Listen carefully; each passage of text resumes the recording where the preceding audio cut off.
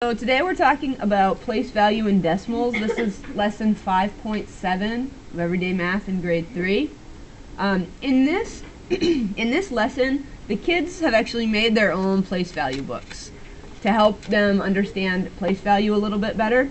There are no new vocabulary words introduced in this lesson, but the new ones that have come up in this unit is tenths, okay, which is 1/10 of something, a hundredth, which is 1/100th of something, and a thousandth, which is 1,000th of something. So these are the numbers in their place value books. I've had them draw a decimal point on here. So all the numbers to the right of the decimal are going to be less than 1. All the numbers to the left of the decimal are more than 1. If it's in this column, it's 1s. If it's in this column, it's 10s. So we want the kids to be able to use this place value book to read and write decimals. For example, if we open the book to these numbers here, okay, and there's a number in each spot. We want the kids to be able to read these numbers. So for example, in this case, 15, and there's our decimal, 15 and 317 thousandths. Or we could just leave this shut and say 15 and 31 hundredths. We could also leave this shut. 15 and, there's our decimal, it's kind of covered up. We got to be careful to pay attention to that. That's why we drew it here too. 15 and 3/10. So we want kids to be able to use these different numbers to tell us what number it is in decimals. And we also want them to be able to write these decimals.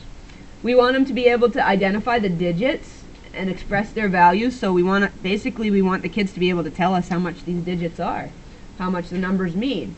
We want them to use these place value books to compare decimals and put them in order, so to be able to say which one is bigger or smaller. So if we're going up this way to the left side, it's going to be bigger, okay, and over here if we're going up, it's going to be, the numbers are going to get bigger, essentially.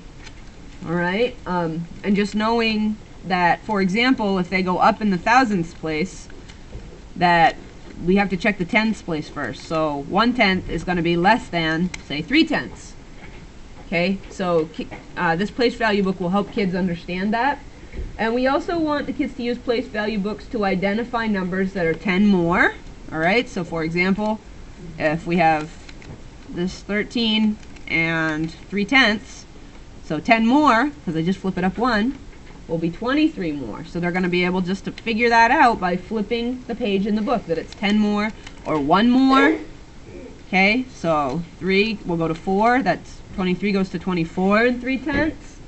And then 1/10 more or 1/10 less. 24 and 2/10 would be 1/10 less.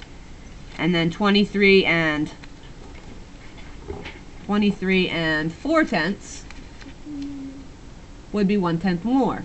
So just kind of learning how to use this book, flip it up and down.